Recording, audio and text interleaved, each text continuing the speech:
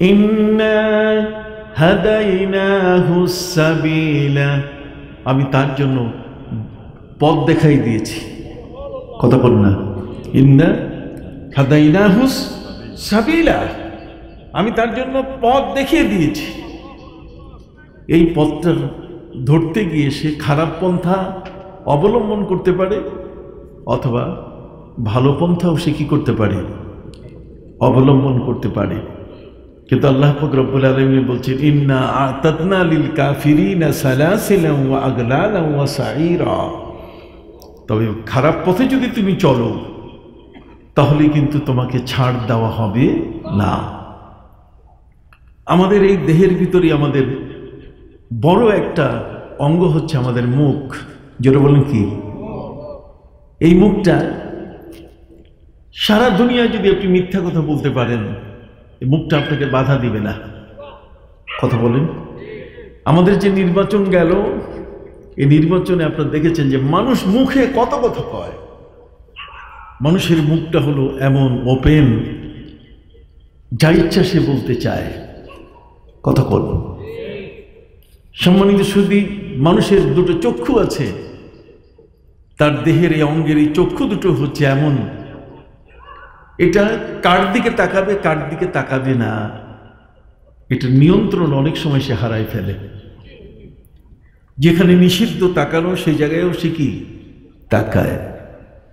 দুখানা পা আল্লাহ তাআলা আমাদেরকে দিয়েছেন। কথা বুঝে গেছে?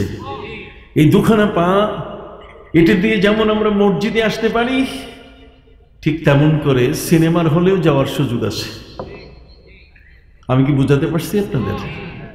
তাহলে দেখেন আমাদের এই দেহের অঙ্গগুলো, যেটা এক একটা অঙ্গের এক এক ধরনের কি কাজ, সেই অঙ্গগুলো যেন কখনো কোনো খারাপ কাজে ব্যবহৃত না হয়। এই দেহের অঙ্গগুলোকে ভালো কাজে ব্যবহার করার জন্য তার একটা রিমোট কন্ট্রোলার আছে। এটাকে চালাবার জন্য তার ভিতরে একটা রিমোট আছে। এই রিমোটটা দিলে পরে যেমন এসি চলে, এখন পাখাও ঘুরে। কথা বলেন। এই রিমোটটা, এটা হলো তার কলব। এটা হলো তার কি কলব। কলবের পাশে ডান দিকে রূহ। এটা কি? রূহটা হলো এমন একটা জিনিস যেটা আলমে আমর থেকে আসছে। পবিত্র কোরআন মজিদে আল্লাহ বলেছেন, আলা লাহুল খালকু ওয়াল আমর ফাতাবারাকাল্লাহু রাব্বুল আলামিন। আল্লাহ বলেন, এই পৃথিবীর মধ্যে ফালা লাহুল খালক, তার সৃষ্টি জগৎ আছে। এই সৃষ্টি জগৎগুলো, এগুলো প্রায় 90,000 আলম, যেগুলো আল্লাহ সৃষ্টি করে রেখেছেন। আর একটা হচ্ছে এই সৃষ্টির উপরে আল্লাহর প্রশাসন, আল্লাহর প্রশাসনিক অবস্থান আছে। আপনি দেখবেন এইটা মাদ্রাসা, এই পুরো মাদ্রাসা কিন্তু প্রিন্সিপালের অফিস না। প্রিন্সিপালের অফিস কিন্তু একটা রুম আলাদা। কথা কল। আলমে শাহাদাত, আলমে নাসুত, আলমে লাহুত, আলমে মালাকুত, ফিরিস্তা জগৎ, আলমে মিসাল, এই প্রতিবিম্ব জগৎ, প্রতিচ্ছবি জগৎ, ঠিক এমনি করে আলমে আরওয়াহ, রুহের জগৎ। কথা বুঝতে পারছেন? এই যতগুলো জগৎ আছে, সমস্ত জগৎ আল্লাহর সৃষ্টি। যেরকম সমস্ত কি সৃষ্টি। আর আল্লাহর সৃষ্টি জগৎটাকে পরিচালনা করার জন্য আল্লাহ তাআলার একটা আদেশের জগৎ আছে, যেটাকে আলমে আমর বলে। নাম কি? একটু কষ্ট হচ্ছে? কথা বলেন না কেন? সম্মানিত শুধু আমি 400 মাইল দূর থেকে আসলাম, তো 400 মাইল দূর থেকে এসে যদি আমি কথা বলতে পারি, আপনি একটু হানা বলতে পারবেন না? আমি খুব খুশি হব। আপনাদের প্রতি বিনয়ের সাথে বলছি, আমার কথার একটু জবাব দেন। সম্মানিত শুধু, এই পৃথিবীতে আল্লাহ তাআলার যত ফিরিস্তা, এই পৃথিবী ছাড়াও আকাশে যতগুলো ফিরিস্তা আছে, ফিরিস্তারা হলেন আল্লাহর সরকারি কর্মচারী। কথা বলবো, ফিরিস্তারা হলেন আল্লাহর কি সরকারি কর্মকর্তা, কর্মচারী। এর মধ্যে 4 জন সরকারি কর্মকর্তার নাম আমরা খুব জানি। তিনি হলেন হযরত জিবরাইল, আজরাইল, ইসরাফিল, মিকাইল। কথা বলেন। আল্লাহর এই ফেরেশতাদের দায়িত্ব হলো মায়ের গর্ভে শিশু যখন জন্ম নেয় তার 4 মাস পরে সেই শিশুর রূহটাকে সেখানে কিভাবে দিতে হয় এই পৃথিবীর ডাক্তাররা জানে না, এই পৃথিবীর কোনো বিজ্ঞানী জানে না যে একটা শিশুর ভিতরে কিভাবে তার রূহটাকে দিতে হয়। সুবহানাল্লাহ বলেন। ভাইরা আমার, আমেরিকার মধ্যে যদি একটা শিশু জন্ম নেয় মায়ের পেট থেকে, মায়ের পেটে বাচ্চা বড় হয়েছে এটা না, খালি পেট থেকে বাইর হয়েছে। এই পেট থেকে বাইর হইলে তার খরচা আসে, বিল আসে প্রায় 1.5 থেকে 2 কোটি টাকা। বাংলাদেশে যদি এরকম হইতো তো কেউ বাচ্চাই জন্ম দিত না। কথা বলেন। আমেরিকা ইউরোপের মধ্যে একটা শিশু যখন ম্যাটারনিটি কোনো হাসপাতালে, মা হাসপাতালে যখন জন্ম নেয়, তখন এই মা 7 দিন আগে আসে, অ্যাডমিট হয়, ভর্তি হয়, এরপর মায়ের জন্য ঔষধ স্যালাইন লাগায়, এরপর সন্তান জন্মদান থেকে নিয়ে বাকি যা আছে তার শেষ পর্যন্ত রিলিজ করতে, সেখান থেকে তাকে ছেড়ে দেওয়া পর্যন্ত এই অল্প একটা সময়। আপনি মনে করুন সেটা 25 দিন, 20 থেকে কি এই 20 থেকে 25 দিন সময়ে শুধু বাচ্চাটা মায়ের পেট থেকে পৃথিবীতে বের করা হয়েছে। এতে ডাক্তারি চার্জ, হাসপাতালের বিল প্রায় 1.5 থেকে 2 কোটি টাকা। জন্ম আমাদের দাইমারা আমাদের মায়ের গর্ভ থেকে পৃথিবীতে আসার ব্যাপারে সাহায্য করেছেন। কথা বলেন। আমরা অধিকাংশ মানুষ নানার বাড়িতে জন্ম নিয়েছি। কার বাড়িতে? সেখানে ধাত্রী যারা, তারা কিছু কিছু মা ধাত্রী এমন আছেন যাদের হাতে 300-500 বাচ্চা জন্ম নিচ্ছে। কথা বলেন। আমরা তাদেরকে কি বলি? দাইমা বলি। সুবহানাল্লাহ বলেন। এই দাইমারা আমাদেরকে পৃথিবীতে কি চমৎকার একটি সুস্থ সবল পৃথিবীতে একটি সন্তান হয়ে আমরা জন্ম নিয়েছি। আমেরিকায় ছোট্ট একটা কাজ আমার দেশের দাইমারা যেটা করে বিনা পয়সায়, খুশি হইয়া একটা শাড়ি দেয় বা খুশি হইয়া কিছু পয়সা হাতে দেয়, তাতে দাইমারা খুব খুশি হয়ে যান। কিন্তু আমেরিকায় খুশির কথা নয়, হাসপাতালের বিলেই হচ্ছে 1.5 থেকে 2 কোটি টাকা। তাহলে 1.5 থেকে 2 কোটি টাকা যদি একটা বাচ্চার জন্মের প্রসবের ক্ষেত্রে যদি ব্যবহার হয়, তাহলে ওই শিশুটির দাম কত যে শিশুটি মায়ের গর্ভে 9 মাস 10 দিন বা 10 মাস 10 দিন ছিল। সেই শিশুটি শুধু এমনি একটা দেহ বিশিষ্ট শিশু জন্ম নেয় নাই, বরং তার একটা হার্ট আছে, তার লাংস আছে, তার লিভার আছে, তার কিডনি আছে। কথা বল না। এই হার্ট বলেন, লিভার বলেন, কিডনি বলেন, এগুলোর দাম যে কত। সম্মানিত সুধী বন্ধুরা আমার, একটা কিডনি যদি নষ্ট হয়, সেই কিডনির মতো আরেকটা কিডনি আপনি পৃথিবীতে খুঁজে পাবেন না, যতক্ষণ পর্যন্ত আপনার কোনো আত্মীয় আপনজন তার নিজের পক্ষ থেকে একটা কিডনি আপনাকে দান না করেন। কথা বুঝতে পারছেন? কোনো কৃত্রিম কিডনি নাই। আপনার যদি মেরুদণ্ডের কোনো হাড় ক্ষয় হয়ে যায়, স্পাইনাল কর্ড, তাহলে সেখানে নাট বল্টু কষাই দেয়। হাত পাও যদি ভাঙে, তাহলে হাত পা ভাঙলে পরে সেখানেও ওই বড় ধরনের স্ক্রু ডান্ডা লাগাই দেয়। এই ডান্ডা লাগাই দিয়া স্ক্রু কষাই দেয়। কিন্তু কিডনি এমন একটা জিনিস, একটা কিডনি লাগাইতে প্রায় 40 থেকে 50 লক্ষ টাকার প্রয়োজন। একটা কিডনি। আল্লাহ তাআলা আমাদের প্রত্যেককে দিয়েছেন কিডনি কয়টা? 2টা। একটু বড় করে সুবহানাল্লাহ পড়বেন না?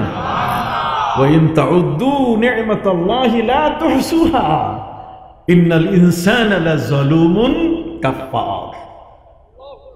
ভাইরা আমার, আল্লাহর যে কত নেয়ামত আমার ভিতরে বিদ্যমান, সেই নেয়ামতের এক এক করে যদি হিসাব করি, ওয়া ইন তাউদ্দু নি'মাতাল্লাহি লা তুহসুহা, আল্লাহর নেয়ামতগুলোকে তুমি হিসাব করে শেষ করতে পারবে না। এবং সেই নেয়ামতগুলো এতই দামি এতই দামি যে পৃথিবীর মধ্যে এগুলো অ্যাভেলেবেল না। কতক্ষণ না অ্যাভেলেবেল বুঝেন?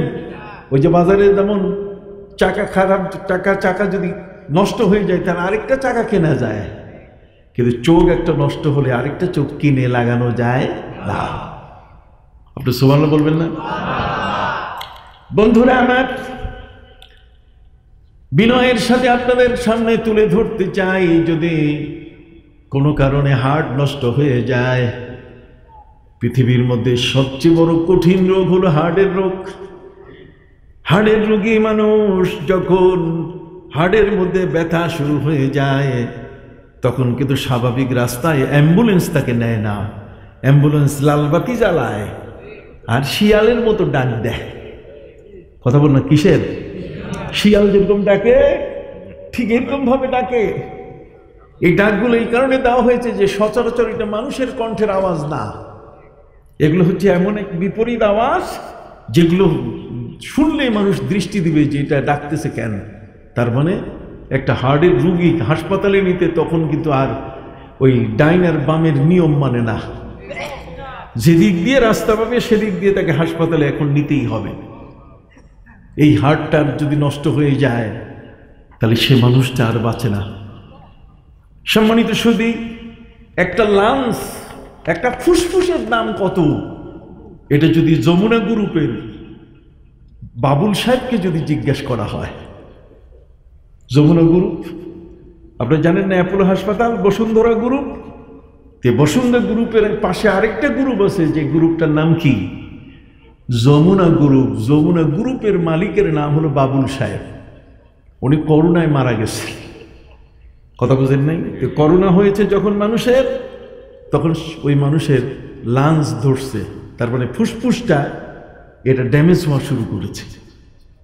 কত রকম ভেন্টিলেটর আমাদের দেশে একসময় স্বাস্থ্যমন্ত্রী ভেন্টিলেটরের কথা যখন বলা হয়েছে উনি বলছেন বহু ভেন্টিলেটর আমাদের মিস্ত্রিদের কাছে আছে। তার মানে ওই যে ঘরের মধ্যে একটু শ্বাস প্রশ্বাস বাতাস আসার জন্য যে ছোট্ট জালের মতো লোহার একটা আছে, মনে করছে ভেন্টিলেটর বোধহয় এটা। আসলে তা নয়। ভেন্টিলেশন তার অর্থ হচ্ছে তার নাকের মধ্যে এমনভাবে অক্সিজেন দেওয়া যাতে তার এই লাংসটা, তার ড্যামেজ যেটা যতটুকু ক্ষতি হচ্ছে সেটা যেন পুড়িয়ে আসে। বাবা কথা বুঝতে পারছেন?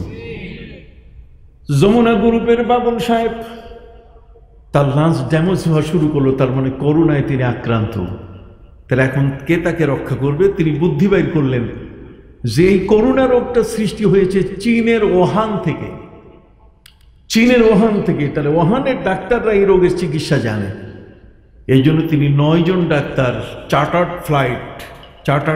প্লেনে, নিজের ব্যক্তিগত প্লেনে ওদেরকে নিয়ে আসলেন বসুন্ধরা গ্রুপের সেই অ্যাপোলো হাসপাতালে।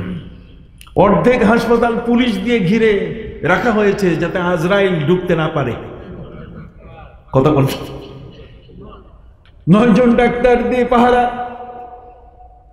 এতগুলো পুলিশ বিডিআর, এতগুলো আর্মি দিয়ে অর্ধেক হাসপাতাল ঘিরে রাখা হয়েছে। বাবুল সাহেবের লাঞ্চটা যেন বেঁচে যায়। কথা বলেন, বাবুল সাহেবের লাঞ্চের কারণে যেন মৃত্যু না হয়। সম্মানিত সুধী, 9 জন ডাক্তার বলেন আর শত শত পাহারাদার বলেন, কেউ তাকে রক্ষা করতে পারল না। ভাইরা আমার, এই ফুসফুসটা আমরা এর মূল্য দেই না, দাম দেই না। আমাদের দেশের বিলবোর্ড আছে, আমাদের দেশের রাস্তার পাশে দেখবেন ভোট আসলে ছবি আর ছবি দেখা যায়। বিলবোর্ড ওই যে উপরে টাঙ্গায় রাখে, ফেস্টুন, লিপ, ওই যে গিয়ে বলে গাছের সাথে লাগাই দেয় না সাইনবোর্ড। তো বিলবোর্ড বলেন, সাইনবোর্ড বলেন, যেগুলো লাগাই দেয়। আপনি মক্কা শরীফ, মদিনা শরীফে যাবেন, সেখানে কিন্তু আপনি এগুলো পাবেন না। বরং মদিনা শরীফে গেলে আপনি দেখবেন যে আপনার লাঞ্চটার উপরে একটা বিশাল অজগর সাপ ওইটাকে খাচ্ছে। আপনি যে লোকটা বিড়ি পান করে, বিড়ি খায়, ওই বিড়ির আগুন যে তার লাঞ্চটাকে খেয়ে ফেলতেছে, এটা একটা অজগর সাপ দিয়ে দেখাচ্ছে যে বিড়িটা হচ্ছে, সিগারেটটা হচ্ছে একটা অজগর সাপ। এটা দিয়ে সর্বপ্রথম তার ক্ষতি হবে কোনটা? তার লাঞ্চটা নষ্ট হয়ে যাবে। এই কারণে আপনি দেখবেন সমস্ত সিগারেটের প্যাকেটের গায়ে বিড়ির প্যাকেটের গায়ে আপনি বলবেন যে হুজুর আপনি সিগারেট খান নাকি? আবার খবরদার। সম্মানিত সুধী, লেখা আছে সেখানে যে ধূমপান বিষ পান। যদি বলেন কি লেখা আছে? ধূমপান বিষ পান। তাহলে কত বড় গবেট বোকা যে একটি সাইনবোর্ড এত বড় জটিল এবং কঠিন থাকার পরও সে বিড়ি কিনে খায়, তারপরও সে এই ধরনের সিগারেটের প্যাকেট কিনে খায়।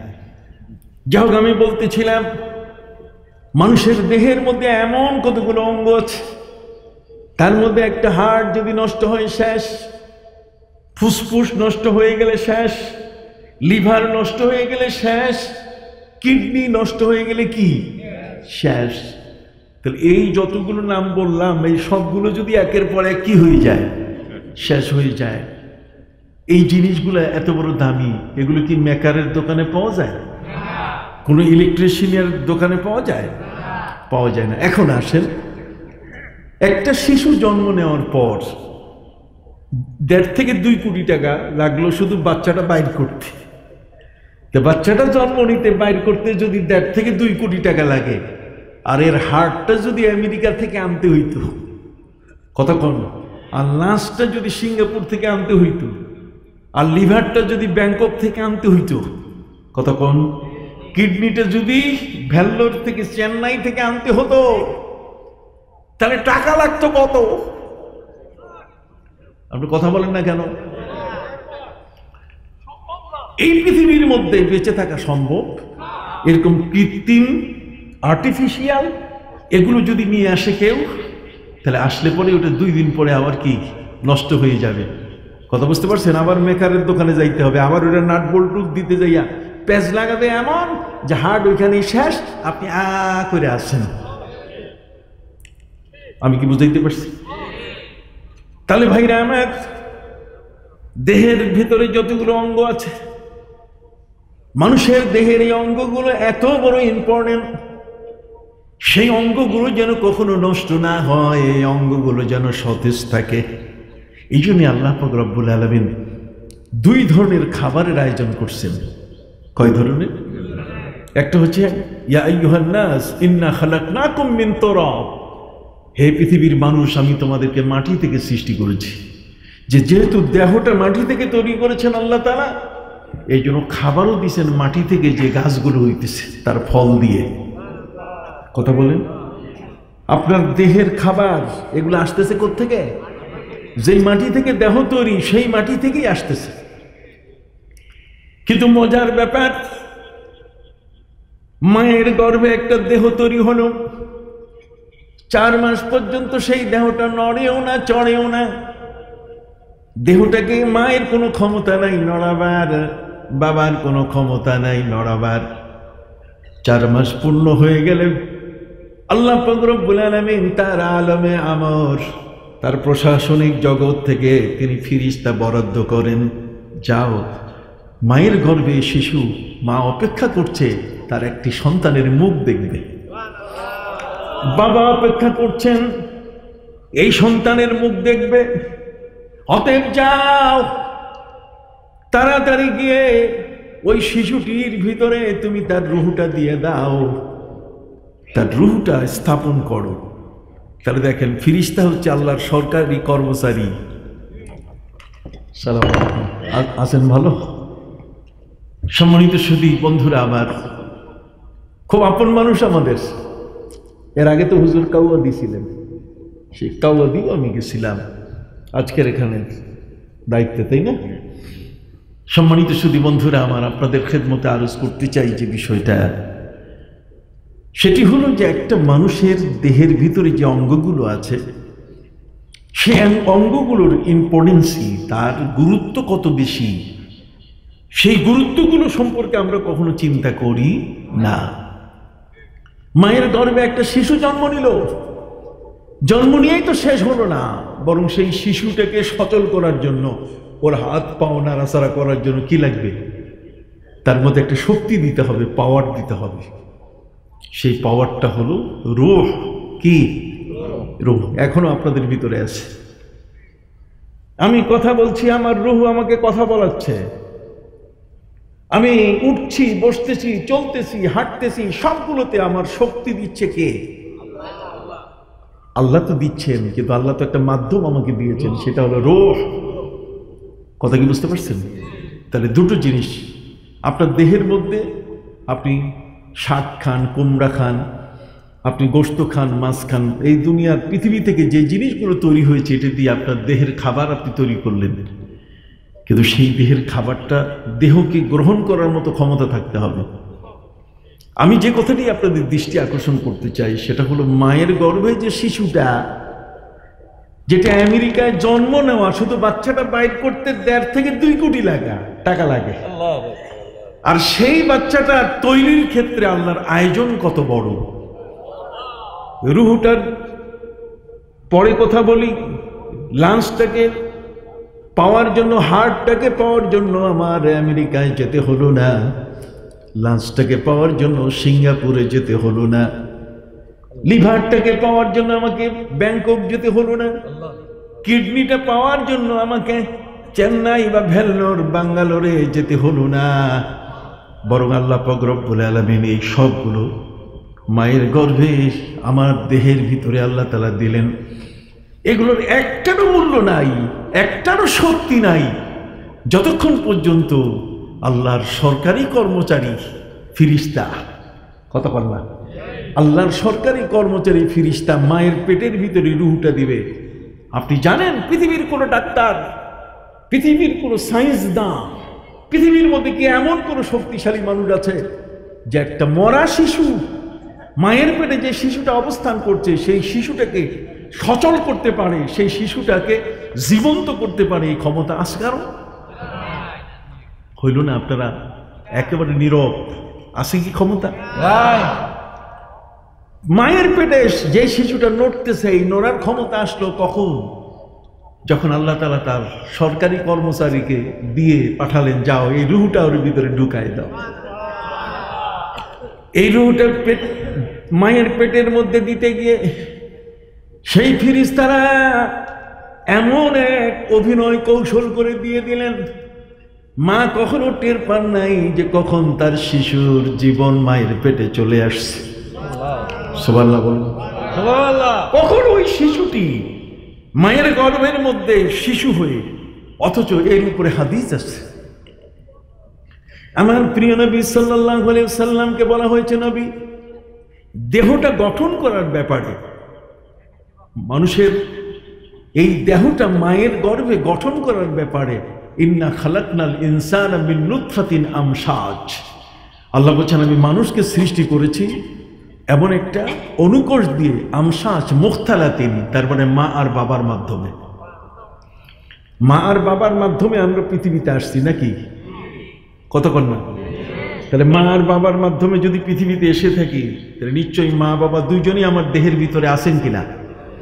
নবীজিকে জিজ্ঞেস করা হয়েছে, নবীজি কোরআন বলছে সূরা ইনসানের মধ্যে, সূরা দাহারের মধ্যে, ইন্না খালাকনাল ইনসানা মিন নুতফাতিন আমশাজ আই মুখতালাতিন, দুইজনের মিলনে, দুইজনের মাধ্যমে যৌথ প্রক্রিয়ায় আমার দেহের মধ্যে মা আর বাবা দুজনই অবস্থান করছেন। নবীজিকে জিজ্ঞেস করা হয়েছে, সাহাবা একরাম বলছেন, হুজুর মায়ের পক্ষ থেকে সন্তানের কি কি অঙ্গ তৈরি হয় আর বাবার পক্ষ থেকে কি কি অঙ্গ তৈরি হয়?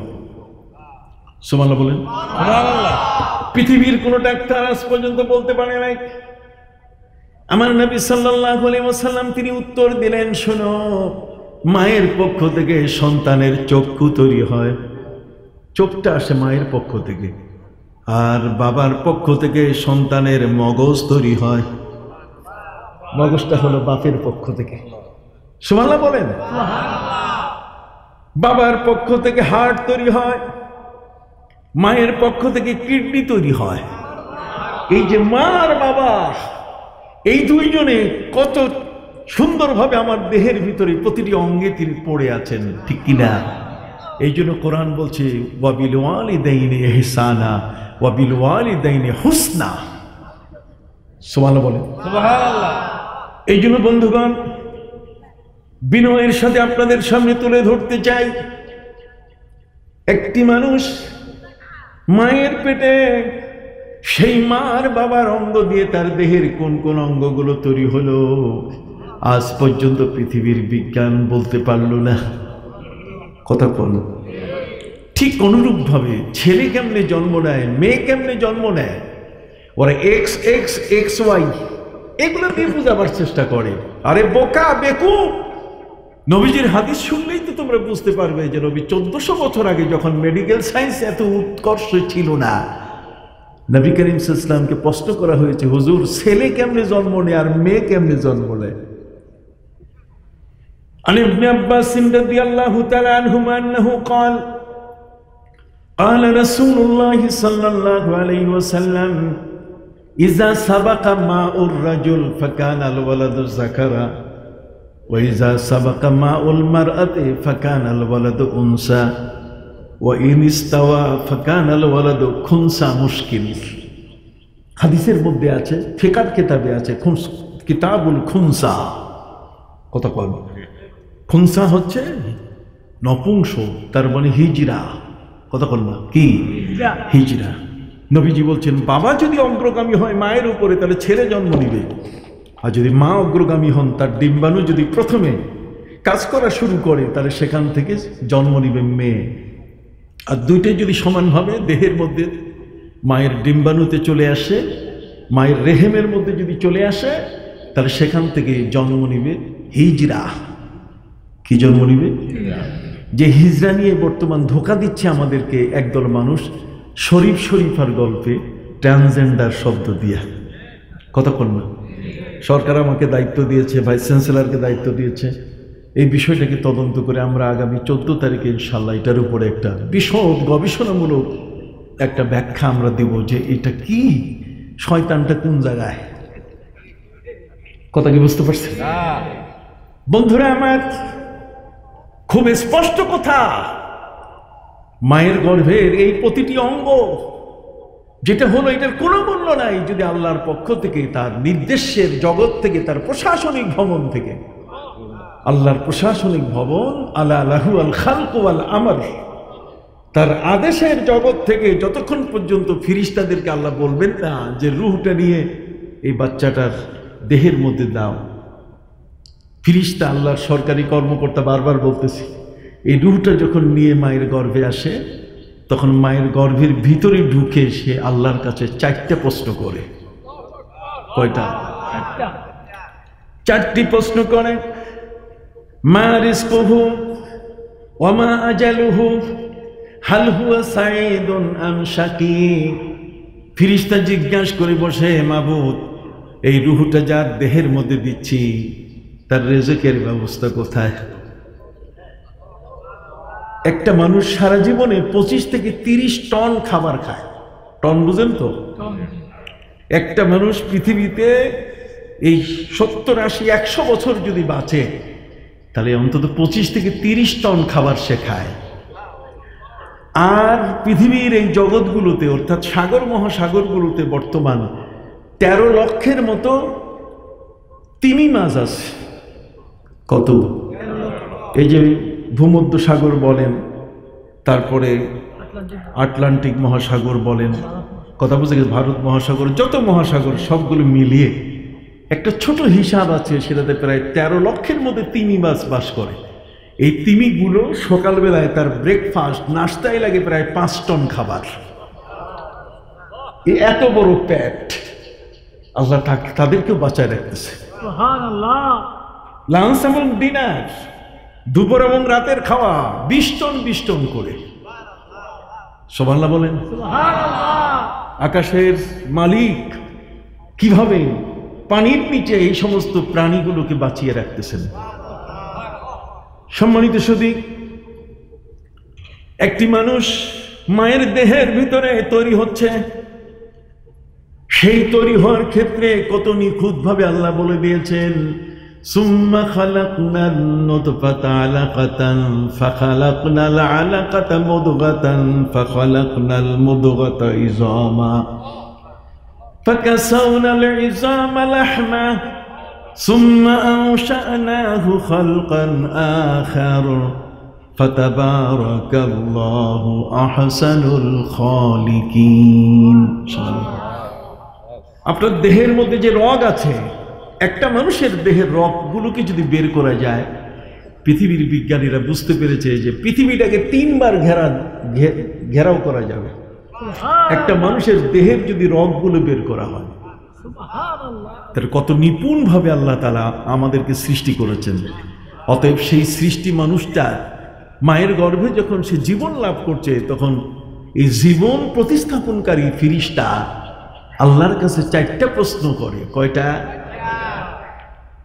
ইয়া রব, হে আমার রব, মা রিজকুহু, তার রিজিক কি খেয়ে সে বাঁচবে, ওয়া মা আজালুহু, সে কতদিন বাঁচবে পৃথিবীতে। ফাইনাল হয়ে যাচ্ছে, সুবহানাল্লাহ বলেন। হাল হুয়া সাঈদুন নাম শাকি, এটা কি সন্ত্রাসী হবে, না চোর হবে, ডাকাত হবে, এটা কালা জাহাঙ্গীর হবে, না সুব্রত বাইন হবে, না গলা কাটা আজিজ হবে, না এটা বড় পীর আব্দুল কাদের জিলানী হবে, না এটা স্যার সিরাজ পীরে মরহুম দাদা হুজুর কিবলা সহ শাহ সুফি হযরত মাওলানা নিসারউদ্দিন রহমতুল্লাহি আলাইহি, আবু জাফর মুহাম্মদ সালেহ রহমতুল্লাহি আলাইহি, না এমনি করে হযরত মাওলানা মুজাফফর হোসেন রহমতুল্লাহ আলাইহির মতো বুজুর্গ হবে। ফেরেশতারা রূহটা দেওয়ার আগে আল্লাহর কাছে জানতে চায় যে আল্লাহ এই ফাইনাল ডেস্টিনেশন, তার মানে তার শেষ অবস্থানটা কি হবে। সুবহানাল্লাহ বলেন। সম্মানিত সুধী, সেই রূহটা যেটা আকাশ থেকে ফেরেশতারা আলমে আমর থেকে আল্লাহর প্রশাসনিক ভবন থেকে আপনার দেহের মধ্যে দিল, এখন দেহ চলতেছে। আপনি বলবেন যে দেহের মধ্যে রূহ দিলেন কেমনে? বলেন তো, রূহটা আছে কোথায়? রূহটা কোথায়? না না না, এখন আমাদের ভিতরে রূহ আছে না? রূহটা কোথায় আসছে আপনি বের করতে পারবেন? আল্লাহর হুকুম। ভাইরা আমার, রূহ কেমন আছে আমি এটা জিজ্ঞেস করে তারপর আপনাদের সামনে কথা বলবো। আপনি কি জানেন, আপনি কয়লা দেখেছেন না? কথা বলেন তো, কয়লাটা আগুনের মধ্যে দিলে কয়লার ভিতরে আগুন ঢুকে কিনা, তো কয়লাটা লাল হয় কিনা? আপনারা নিশ্চয়ই কামারের ভাতি দেখেছেন, কামার যে লোহা পিটায়, কামারের ভাতি দেখেছেন। সেখানে দেখবেন যে লোহাগুলো আগুনের মধ্যে দিলে এই লোহাটা লাল হয়ে যায়, তার মানে আগুনটা তার ভিতরে ঢুকে। আল্লাহ পাক রব্বুল আলামিন এই রূহটা আমাদের মাথা থেকে পা পর্যন্ত ঠিক এইভাবে ঢুকাই দিয়েছেন। এই রূহটা আমাদের দেহের মধ্যে অবস্থান করছে। এই রূহটা হলো আমাদের চালিকা শক্তি, পাওয়ার। রূহটা যদি চলে যায়, মানুষটা মরে গেল। কথা কোন? রূহটা যায় কোথায় রে ভাইরা? হাদিস শরীফের মধ্যে আছে, আমার নবী সাল্লাল্লাহু আলাইহি ওয়াসাল্লাম বলেন, যখন কোনো মানুষ ঘুমিয়ে পড়ে, জানামার রাজুল, মানুষ যখন ঘুমিয়ে পড়ে, তখন ফাযাহাবাতির রূহ ইলা আরশিহ, আল্লাহর আরশের কাছে রূহটা চলে যায়। আল্লাহর সেই প্রশাসনিক ভবন যেখান থেকে আল্লাহ তাআলা রূহটাকে পাঠাইছে, রূহটা সেখানে চলে যায়। আপনি তো নাক টেনে টেনে খালি ঘুম দিতেছেন, কিন্তু রূহ চলে গেছে কোথায়? ওর কানেকশনটা থাকার কারণে এটা এত মারাত্মক কানেকশন। আপনি দেখেন নাকি এই মোবাইলের সাথে আমার কানেকশন কি মাঝখানে কিছু আছে? আপনি বলেন না, এই মোবাইলটার সাথে এই যে এখানে ক্যামেরাটা আছে, এর সাথে আমার কোনো সম্পর্ক আছে মাঝখানে? অথচ তার সাথে কিন্তু আমার অটোমেটিক একটা কানেকশন আছে। আমি হাজারো হাত দেই, কাজ হবে না, ও কিন্তু আমাকে নিয়ে নিচ্ছে। ওর সাথে একটা কানেকশন আমার তৈরি হয়ে আছে। এটা অদৃশ্য। এটা কি? অদৃশ্য। অতএব একটা মানুষের রূহ যখন সে ঘুমায় পড়ে, তার রূহটা চলে যায় কোথায়? আল্লাহর প্রশাসনিক ভবনে, আলমে আমরে। ওখানে যাওয়ার পরে সে হাজির হলে তখন আল্লাহর পক্ষ থেকে নির্দেশ হয় যে তুমি এখন সেজদা করো। ওই জগতে গেলেই রূহগুলোকে সেজদা করতে হবে। কথা বল। কিন্তু সেই রূহগুলো যদি পৃথিবীতে সেজদা না করে, এই দেহটা যদি সেজদা না করে, এই দেহটাকে যদি সেই সেজদায় ফেলতে না পারে, তার রূহটা চুপ করে ওখানে দাঁড়ায় থাকে, এটা সেজদা করতে পারে না। কথা কি বুঝতে পারছেন? তাহলে প্রতিটি মুহূর্তে ঘুমের সময় মানুষের দেহের রূহটা আল্লাহর প্রশাসনিক ভবনে চলে যায়, সেখানে সেজদা না করলে এটা দুর্নাম না? কথা বল না, সেজদা না করলে কি বদনাম? আপনি জানেন আমাদের সময়কালে বিয়ে শাদী যখন হয়েছে তখন বর যিনি, কথা বলেন, এই বর তাকে কেবলামুখী করে বসানো হতো, বরের মাথায় টুপি দেওয়া হতো, বরের গায়ে ইসলামের পোশাক দেওয়া হতো। এই বরের স্ত্রী, যে স্ত্রী সে বিয়ে করতে যাচ্ছে, সেই মেয়েটাকে যখন দেখতে যাওয়া হতো, দেশাচার নিয়ম তো আসেই, কথা কন না, শরীয়তের মাসলা তো একটা আসেই কঠিন, যে না বাবা ছেলের বউ না হওয়া পর্যন্ত দেখতে পাবে না, কিন্তু তারপরে তো আমরা সেই নিয়মটা ভায়োলেট করি। আমাদের দেশের মুরব্বীরা ছেলের বউ আনতে গিয়ে যখন ওই বৌমা, ভাবি বৌমা মেয়েটাকে দেখতে যায়, তখন সেখানে যাইয়া তাদের প্রশ্ন অন্য কিছু থাকে না, জিজ্ঞেস করে যে মা তুমি কি কোরআন পড়তে জানো? যখন সে বলা শুরু করে আলহামদুলিল্লাহি রাব্বিল আলামিন পড়া শুরু করে, অর্ধেক পার হয় নাই, তারপরে মুরব্বীরা বলে দেয় আরে কোরআন পড়া জানে, অতএব এই মেয়েটা ঘরের জন্য ভালো হবে। এখন কিন্তু তা নাই। এখন মেয়ে দেখতে গেলে মুরব্বীরা জিজ্ঞাসা করে যে মা তুমি কি গিটার বাজাইতে জানো? তুমি দোতারা সেতারা বাজাইতে জানো? তুমি কি হারমোনিয়াম বাজাইতে জানো? কথা বলেন। যে বরকে বিয়ের আসনে আমরা বসাতাম মাথায় টুপি আর ইসলামের পোশাক দিয়ে কেবলামুখী করে, আর সে বর এখন পূর্ব দিকে বসে আছে মুখ করে, মাথায় টুপি নাই, কিছু নাই, কথা কন না, এমন পোশাক পরছে যে দাঁড়াইয়া ব্রাশ ফায়ার করা ছাড়া কোনো উপায়, দাঁড়াইয়া পেশাব করা ছাড়া কোনো উপায় নাই। বাবা কথাগুলো বুঝতে পারছেন? এই জন্য বলা হয়েছে তৌহিদের হায় চিরসেবক, ভুলিয়া গিয়াছি শতকবীর, দুর্গা নামের কাছাকাছি প্রায়, দুর্গায় গিয়া লুটাই শির। ওদের যেমন রামনারায়ণ তেমন মোদের মানিক পীর, ওদের দুধ খোলার সঙ্গে মিশিয়া গিয়াছে মোদের ক্ষীর। অমুসলিমদের সাথে আমাদের এত বেশি এখন উঠা বসা, যে কারণে এখন আমাদের সন্তানরা, আপনি দেখবেন আমাদের এই বাংলাদেশের অধিকাংশ মেয়েরা, অধিকাংশ 95% মেয়েরা এরা পুরুষের পোশাক পরে। কথা বলেন, কিসের পোশাক? পুরুষের পোশাকটা তাদেরকে এত ভালো লাগলো। পুরুষের পোশাকের মধ্যে সামনে বুতাম থাকে, কথা কম, পুরুষের পোশাকগুলো এগুলো থাকে তার কোমর পর্যন্ত। সম্মানিত সুধী, নিসাউন আরিয়াতুন কাসিয়াতুন, কথা কন না, তার সমস্ত অঙ্গ প্রত্যঙ্গ সে প্রকাশ্যে দেখাচ্ছে। বাংলাদেশ তেঁতুলিয়া থেকে টেকনাফ পর্যন্ত রাস্তায় পথে যেখানে আপনি যাবেন, বিশেষ করে এয়ারপোর্টগুলোতে, কথা কন না, এয়ারপোর্টগুলোতে যদি আপনি যান তখন দেখবেন আপনার ঈমান হারানোর পথে আপনি চলে যাবেন। অথচ নবী করিম সাল্লাল্লাহু আলাইহি ওয়াসাল্লাম বলছেন লাআনা রাসূলুল্লাহ সাল্লাল্লাহু আলাইহি ওয়াসাল্লাম আনিল মুতাশাব্বিহাতি বিররিজালি মিনান নিসা। নবী করিম সাল্লাল্লাহু আলাইহি ওয়াসাল্লাম বলেছেন যে মহিলা যদি পুরুষের পোশাক পরে আর পুরুষ যদি মহিলার পোশাক পরে, আল্লাহর লানত আসবে তার উপরে, আল্লাহর গজব তার উপরে চলে আসবে। আমরা ওয়াজ করি, নসিহত করি, কিন্তু এদিকে তো কখনো আমরা খবর রাখি না। যাক, এই চ্যাপ্টার আজকে ছেড়ে দিলাম, তবে সহজভাবে আপনাদের কাছে বলতে চাই যে রূহটা ফিরিস্তারা 4 মাস বয়সে মায়ের গর্ভে দিয়ে দিলেন, সেই রূহটাকে নিয়ে পৃথিবীতে আসলাম। এই রূহটা কি জিনিস আজ পর্যন্ত বিজ্ঞানীরা খুঁজে পায় নাই। সুবহানাল্লাহ বলবেন না? রূহটা জিনিসটা কি, এটা যন্ত্র দিয়ে আটকানো যায় কি না? কথা কোন?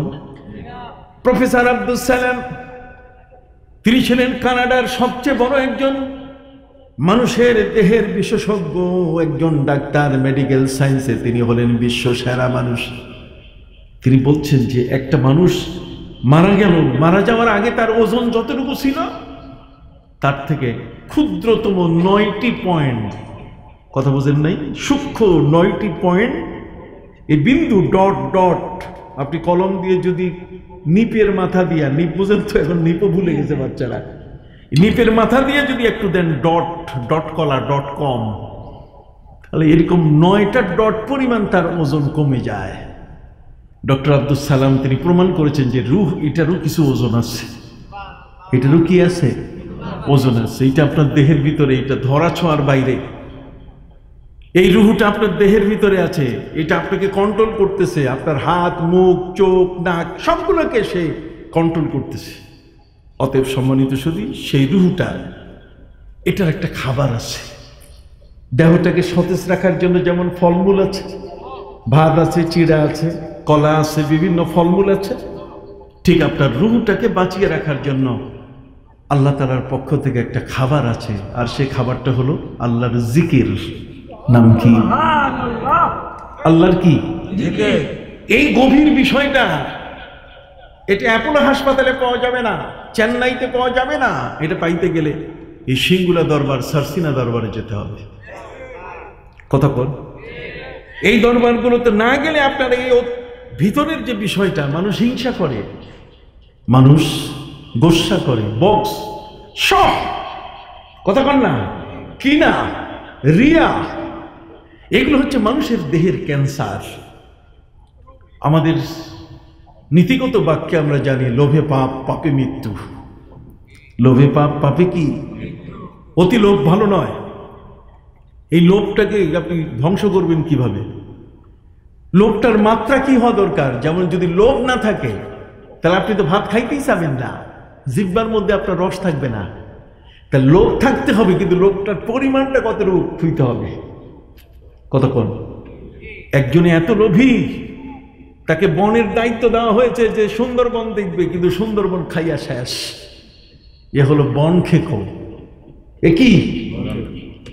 মন্ত্রণালয় বলেন, বড় বড় অফিসের দায়িত্বে, বড় বড় এরকম লম্বা চেয়ারে যেই মানুষগুলো বসে আছে, সেই মানুষগুলো যেভাবে চুরি করে, এটা তো খালি পুকুর চুরি না, সাগর চুরি।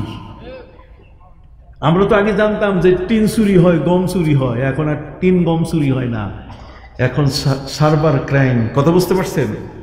এখন বিভিন্ন অ্যাপসের মাধ্যমে ব্যাংকের রাস্তার পাশে যে এটিএম বুথ আছে, সেখান থেকে টাকা চুরি করে নিয়ে যায়।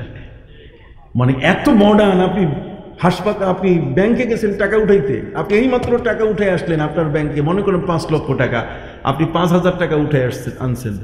এই 5,000 টাকা উঠায় আনলেই অটোমেটিক কিছু ক্রিমিনাল এমন আছে যাদের কাছে হিসাব চলে যায়, এবং ওরা ব্যাংক থেকে বাকি আপনার 4,95,000 টাকা তুলে নিবে, আপনি টেরও পাবেন না। তার মানে বিশ্বাসের জায়গাগুলো নষ্ট হয়ে যাচ্ছে। জোরে বলেন, বিশ্বাসের জায়গাগুলো কি হচ্ছে? নষ্ট। এখন আসেন, আমি আপনাদের খেদমতে বলতে চাই, এই যে রূহটা, এই রূহটার থাকার জায়গা আছে। এই রূহটা থাকার জায়গা হলো বাম দুধের যে অংশটা, এখানে রূহ থাকে। আর এর পাশে একটা জায়গা আছে কলব। জায়গাটা কি? এই কলবটা আপনার দেহের এত বড় একটা অঙ্গ। এই কলবটা যদি কোনো কারণে এটা ঠিক না থাকে, তাহলে আপনি সর্বনাশে পড়ে যাবেন। আসেন, কি কি বিষয়ে এই কলবটার উপরে আসে আপনি জানেন? কখনো কখনো এই কলবটা এটা বাঁকা হইয়া যায়। কি হয়? আপনি বাঁশের কঞ্চি কাটবেন, বাঁশের কঞ্চি কাটার পরে আপনি দেখবেন গিরাগুলোতে আঁকা বাঁকা। এটাকে সোজা করতে হয় কি দিয়া? আগুন দিয়া। হ্যাঁ, সেক দিয়া। আপনি সেক দিবেন আর হাঁটুর মধ্যে দিয়ে টানবেন, আপনি দেখবেন একেবারে সিট সোজা হয়ে যাবে। এই জন্য নামাজ বলা হয়েছে, আকামাত গাজালাত সুকাদ দিরাবি লিআহলিল ইরাকাইন হাওলান কামিতা। পৃথিবীর মধ্যে এই ধরনের বাঁকা কঞ্চিকে যেমন হিট দিয়ে, গরম দিয়ে, সেক দিয়ে যেমন সোজা করা হয়, একটা মানুষের জীবনকে সোজা করতে গেলে তাকে নামাজে আনতে হবে। সুবহানাল্লাহ বলেন। আপনি যদি তাকে নামাজে আনতে না পারেন, বিশাল বক্তব্য দিচ্ছে, ফাটাফাটি বক্তব্য, আপনার চেয়ে কোরআন বেশি জানে সে, আপনার চেয়ে ব্যাখ্যা বেশি জানে, কিন্তু নামাজে .com .কলা, নামাজে কিচ্ছু নাই। আপনি দেখবেন তার এই সমস্ত ভুয়া বক্তব্যটাই কি? ভুয়া। এটা মানুষের দিলে কখনো আসর করবে না। একজন ব্যক্তির জীবনে তার এই পুরো দেহের ভিতরে যতগুলো অঙ্গ আছে, এগুলো যেন অনাচারে ব্যবহার না হয়, এগুলো যেন কোনো পাপের কাজে ব্যবহৃত না হয়। এগুলোর ইফেক্ট এফেক্ট না, এটার ইফেক্ট, এটার যে কঠিন ক্ষতি যেটা, এই ক্ষতিটা তার দেহের ভিতরে যখন আসে তখন কিরকম হয়। যেমন কখনো কখনো এমন আছে যে মানুষের দেহের অঙ্গটা, তার কলবটা বাঁকা হইয়া যায়। কি হয়? তাহলে বাঁকা যদি হয়, তাহলে বাঁকা হয়ে গেলে ও কথা শুনবে না, ও দেখবেন মিলাদ পড়বে না, ক্যাম করবে না, জিয়ারত জায়েজ নাই, কথা বুঝেন নাই? ও আপনাকে এমন কতগুলো কথা বলবে যে কথাগুলোতে আপনি মনে হবে যে হজরত মৌলানা মোহাম্মদ মুজাফফর হোসেন রহমতুল্লাহ আলী পীর সাহেবের কাছে আমরা যা শিখলাম, এখন তো বেটা কইতেছে এগুলো একটাও নাকি ঠিক নাই, এগুলো সব বেদাত হয়ে গেছে। কথা কন? তাহলে এতদিন কি হুজুর ভুল ছিল না আমরা ভুল করতেছি? কোনটা? হুজুরে কি ভুল করছেন? আমার তো বিশ্বাস হয় না হুজুর ভুল করতে পারেন। কেন? হুজুর যেই দরবারের সাথে ওনার সম্পর্ক, সেই দরবার তো একটা সাধারণ দরবার নয়, সারসিনা। আর সারসিনা যে দরবারের সাথে জড়িত সেটা হলো ফুরফুরা, আর ফুরফুরা যে দরবারের সাথে জড়িত সেটা হলো সুফি ফতে আলী ওয়াইসি। সুফি ফতে আলী ওয়াইসি যে দরবারের সাথে জড়িত সুফি নূর মোহাম্মদ নিজামপুরী গাজিয়া বালাকোট, আর সুফি নূর মোহাম্মদ নিজামপুরী যে দরবারের সাথে জড়িত তিনি হলেন শহীদে বালাকোট শহীদ আহমদ শহীদ বেরলভী রহমতুল্লাহ আলাইহি। তিনি যে দরবারের সাথে জড়িত উনি হলেন হযরতে ওই যে আব্দুল আজিজ রহমতুল্লাহ আলাইহি মুহাদ্দিস দেহলভী। আর তিনি যে দরবারের সাথে জড়িত সেটা হলো হযরতে শাহ ওলিউল্লাহ মুহাদ্দিস দেহলভী রহমতুল্লাহ আলাইহি। তাহলে চেনটা কত শক্ত, কত কন্যা সুবহানাল্লাহ, চেনটা শক্তিশালী না? চেন বুঝেন তো? ওই যে যখন সমুদ্রের মধ্যে নোঙ্গর করে, কোন স্টিমার যখন থামে, এটা যেন ওই ঢেউয়ে যেন ভেসে না যায়, এই জন্য কি ফেলে? নোঙ্গর করে। তো নোঙ্গর করলে পরে ওই নোঙ্গরের ভিতরে যে দেখবেন আংটাগুলো আছে, আংটাগুলো যদি দুর্বল হয় তাহলে কিন্তু ছিঁড়ে যাবে। এই জন্য আংটাগুলো কি খুব মোটা এবং শক্তিশালী হয়। সম্মানিত সুধী, আংটাটা যত শক্তিশালী হবে ততই মানুষের এই গুরুত্ব, তার যে একটার সাথে আরেকটার সম্পর্ক যে খুব দৃঢ়, এ কথা বোঝা যাবে। সম্মানিত সুধী, আমরা যারা এখানে এসেছি আমাদের মুরব্বীরা ভুল করে নাই, আমাদের মুরব্বীরা ভুলের উপরে নাই। তার কারণ তারা ছিলেন এমন সূক্ষ্মদর্শী যে চক্ষু বন্ধ করলে তারা আমাদের প্রিয় নবী সাল্লাল্লাহু আলাইহি ওয়াসাল্লামের সাথে তাদের সাক্ষাৎ হতো। সুফি ফতে আলী ওয়াইসি রহমতুল্লাহ আলাইহি তিনি ছিলেন রসুলনুমা। আমাদের সিলসিলার মধ্যে এমন একজন মহান পীর যিনি ছিলেন কি রসুলনুমা, চক্ষু বন্ধ করলে নবীকে দেখতে পেতেন। তাহলে নবীকে দেখা এটা কেমন কথা আপনি জানেন? শুধু এটা সাধারণ নয়। ইমাম বুখারী রহমতুল্লাহ যখন বুখারী লিখলেন 16 বছরে, অথবা বুখারীর তরজমাতুল বাব শিরোনামগুলো তিনি লিখলেন মদিনার নবীজি রওজার পাশে। উনি বলছেন ওয়াল্লাহি মা সান্নাবতু হাদিসান ইল্লা তাসালতু ওয়া সাল্লাইতু রাকাতাইন। আমি একখানা হাদিসও লিখি নাই যতক্ষণ পর্যন্ত আমি গোসল করি নাই, 2 রাকাত নামাজ পড়ি নাই এবং নবীজিকে জিজ্ঞাসা করি নাই। সুবহানাল্লাহ বলেন। তাহলে আমরা যারা আজকে এখানে আছি, আমাদের যে জীবনের যে মূল বিষয়গুলো সেগুলো হলো এই যে আমাদের এই দেহের প্রতিটি অঙ্গ এগুলো যাতে নষ্ট না হয়। এটা নষ্ট হওয়ার একটা মাত্র কারণ, আর সেটা হলো যদি অন্তরটা কি হয়, বাঁকা হইয়া যায়, নষ্ট হইয়া যায়। এই জন্যই পবিত্র কুরআন মজিদে আল্লাহ পাক রব্বুল আলামিন বলেন فَأَمَّا الَّذِينَ فِي قُلُوبِهِمْ زَيْغٌ فَيَتَّبِعُونَ مَا تَشَابَهَ مِنْهُ ابْتِغَاءَ الْفِتْنَةِ। সুবহানাল্লাহ বলেন। অন্তরটা যদি বাঁকা হয় তাহলে কিন্তু কোনো মতেই সে ভালো কথা শুনতে চাইবে না, সব উল্টাপাল্টা কথা বলবে। তাহলে এই অন্তরটাকে সোজা করতে গেলে আল্লাহর ওলির দরবারে আসতে হবে। কখনো কখনো মানুষের এই কলব যেটা, এটা কখনো মুতাকাব্বির হয়, এটা কথা শুনে না। পবিত্র কুরআন মজিদে আল্লাহ বলেন কাযালিকা ইয়াতবাউল্লাহু আলা কুল্লি কলবিন মুতাকাব্বিরিন জাব্বার। কখনো কখনো মানুষের কলবগুলো মুতাকাব্বির হয়, কথা বুঝেন নাই? মুতাকাব্বির বুঝেন তো? ঘাড় তেরা। মুতাকাব্বির মানে কি? ঘাড় তেরা, কথা শুনতে চায় না, ঘাড় বাঁকা, যা মনে করে তাই বলে। বুঝতে পারছেন তো? তাই যে ঘাড় তেরা গুলো আছে না, সামনে রমজান আসলে 8 টাকার তারাবি পরে পালাবে, কথা বল না, এগুলো ঘাট তেরা। 20 টাকার তারাবি পড়বে না, আছে না? খবরদার আপনারা ওদের কথা শুনবেন না, ওটা তাহাজ্জুদের হাদিস, ওটা তারাবির হাদিস না। কথা কি বুঝতে পারছেন? তো কাযালিকা ইয়াতবাউল্লাহু আলা কুল্লি কলবিন মুতাকাব্বিরিন জাব্বার। কখনো কখনো কলবটা কি হয়? মুতাকাব্বির হয়। কখনো কখনো মানুষের কলবটা অসুস্থ হয়। ফি কুলুবিহিম মারাদুন ফাযাদাহুমুল্লাহু মারাদা।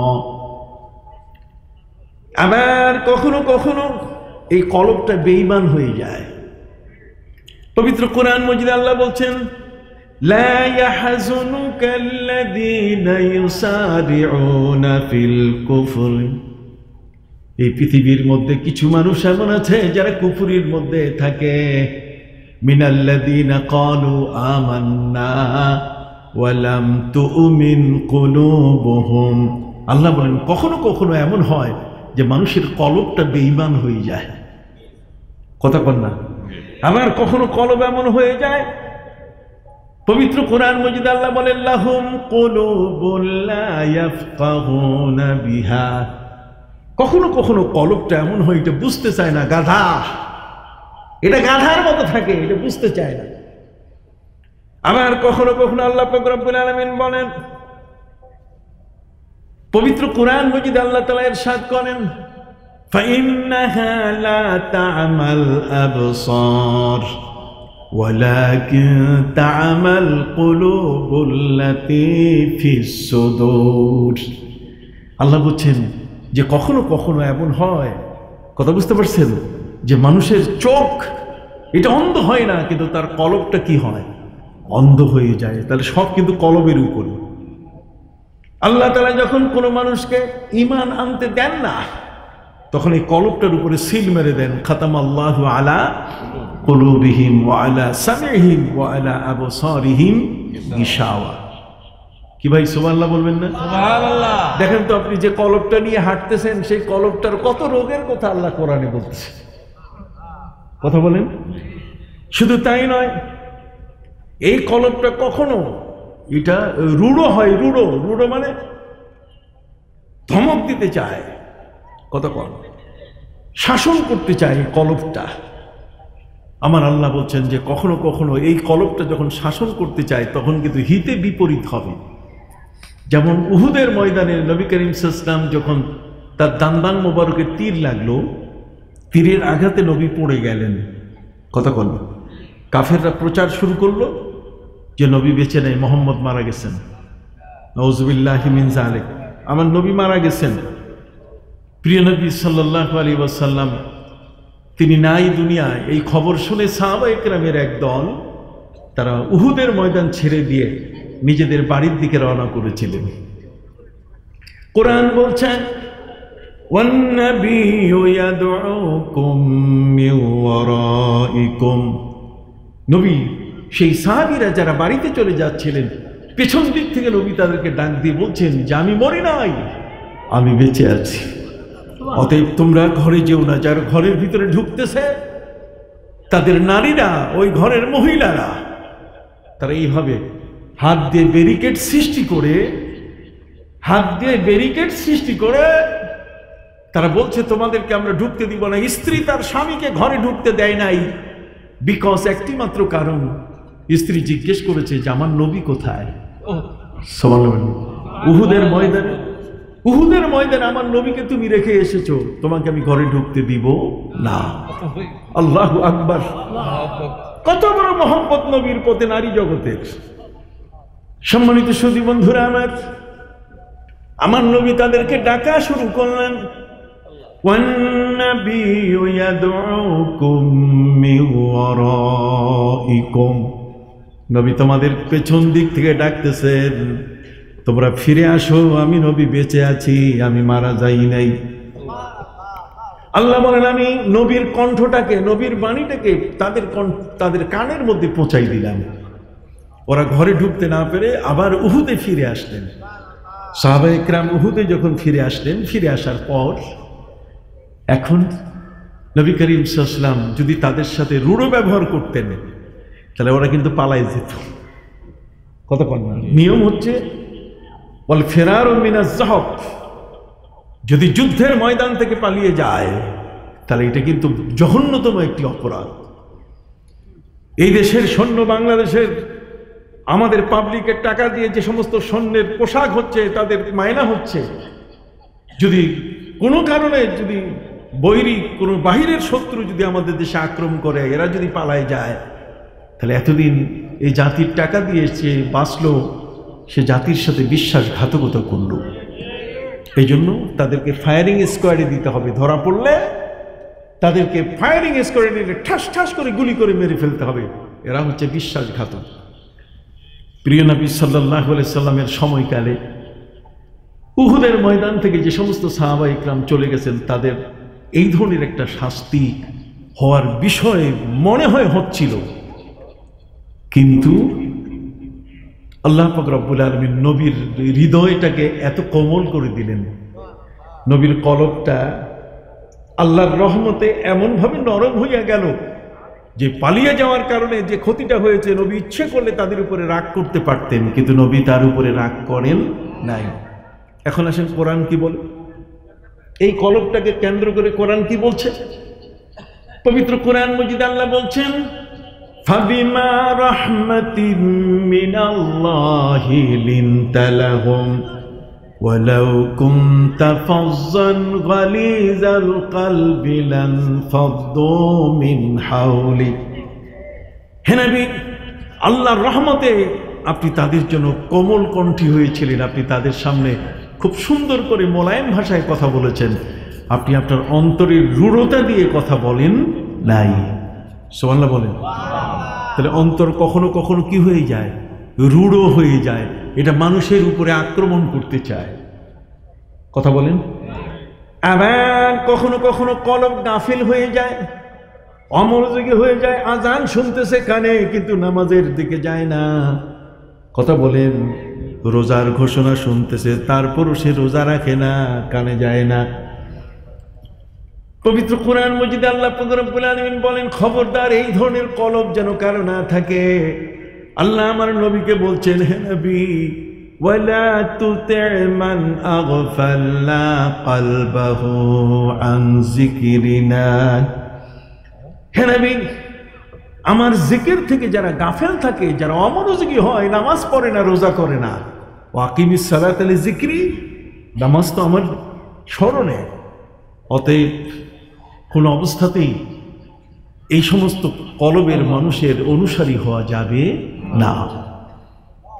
আবার কখনো কখনো কলব এমন হয়, আমার নবী সাল্লাল্লাহু আলাইহি সাল্লাম বলেন, ইজা আযনাবাল আবদু ফাকানাত ফি কলবিহি নুকতাতুন সাউদা। মানুষ যখন কোনো গুনাহ করে তখন তার কলবের উপরে একটা কালো দাগ পড়ে যায়। কথা কোন? হাত্তা তালুয়া, হাতের মধ্যে যদি খুজলি হয়, খুজলি বুঝেন? দাঁত, দাউদ বলে, দাঁত খুজলি যদি হয়, এগুলো চুলকাইলে আর বাড়ে কিনা? তো মানুষ যদি কোনো গুনাহ করে, গুনাহ করলে পরে তার কলবের উপরে একটা দাগ পড়ে যায়, আর ওই দাগটা আস্তে আস্তে বাড়তে বাড়তে তার কলবটা ঢেকে ফেলে, তখন সে কিন্তু আর হুজুর দেখলে, দাড়ি দেখলে চিনে না, মুরব্বি চিনে না। কথা কোন? ওস্তাদ চিনে না, যেহেতু ওর কলবের উপরে কি পড়ে গেছে? আবরণ পড়ে গেছে। সুবহানাল্লাহ বলেন। এ ধরনের অসংখ্য আয়াত একের পর এক আমি যদি আপনাদের সামনে বলতে যাই, কথা বুঝতে পারছেন? ফি কুলুবিহিম আকিন্না, তাদের অন্তরের মধ্যে ঠিক এই ধরনের ঢাকনা পড়ে গেছে। তো ঢাকনা পড়ে গেলে তো সেই ঢাকনাটা না উঠানো পর্যন্ত তার কলবটা শুদ্ধ করা যাবে না। আবার কখনো জং পড়ে যায়, গুনাহ করতে করতে জং পড়ে, কাল্লা বাল রানা আলা কুলুবিহিম মা কানু ইয়াকসিবুন। তাহলে এই এতগুলো জিনিস যদি কলমের মধ্যে একটার পর একটা, কোন সময় কোন গুনাহ করছি আর দাগ পড়ে গেছে, আস্তে আস্তে খুজলি বিখাউজের মতো ওইটা বড় হইতে হইতে এমন হয়ে গেছে এখন আর নামাজ ভালো লাগে না, রোজা ভালো লাগে না। এই জন্য এই কলবটাকে পরিষ্কার করতে গেলে আল্লাহর ওলির দরবারে আসতে হয়। কার দরবারে? আবার বলেন কার দরবারে? এই জন্য রাজা বাদশাহরা পর্যন্ত এই 1200 বছর পর্যন্ত যে সুলতানাত, 1200 বছর পর্যন্ত যে মুঘলরা এই উপমহাদেশকে শাসন করেছেন, কথা কি বুঝতে পারছেন? তারা কিন্তু অধিকাংশই পীরের মুরিদ ছিলেন। কথা বলেন, পীরের কি ছিলেন? মুরিদ ছিলেন। এই জন্য আমি আপনাদের খেদমতে আরজ করতে চাই যে এই বিষয়গুলো থেকে আমরা পরিপূর্ণ মুক্তি লাভের জন্য দাড়ি কি এমনি মুখে রাখছেন? আপনার কলবের মধ্যে সেই দাড়ি। আমি যে বিষয়টি আপনাদের কাছে তুলে ধরছি সেটি হলো এই যে আল্লাহ পাক রব্বুল আলামিন তিনি এত বড় মহান যে আমার অন্তরের ভিতরে যতগুলো কালিমা তিনি দূর করতে পারেন। তিনি বলছেন ইয়াউমা লা ইয়ানফাউ মালু ওয়ালা বানুনা ইল্লা মান আতাল্লাহা বিকলবিন সালিম।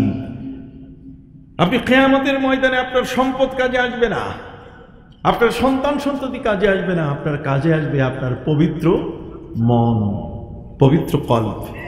এই পবিত্র কল্পটাকে তৈরি করার জন্য প্রয়োজন হচ্ছে জিকির। আলা বিযিকরিল্লাহি তাতমাইন্নুল কুলুব। এই জন্য আল্লাহর ওলিরা আমাদের কলবের মধ্যে জিকির জারি করে দেন। কথা বলুন, আল্লাহর ওলিদের এমন কোনো কর্ম নাই যে কর্মটার ভিতরে আপনি দেখবেন ইয়ে পাবেন না, এই কোরআন হাদিসের সাপোর্ট পাবেন না, এমনটা কিন্তু নয়। সির, খফি, আখফা সব কোরআনে আছে। ইন্নাহু ইয়ালামুস সিররা ওয়া আখফা। কথা বলুন, আউয়াবিন বলেন, ইশরাক বলেন, সব কোরআনে আছে। তাহাজ্জুদ সব কোরআনে আছে। ওই বোকারা মনে করে যে এগুলো বোধহয় পীর সাহেবদের বানানো জিনিস। আসলে এগুলো পীর সাহেবদের বানানো জিনিস নয়।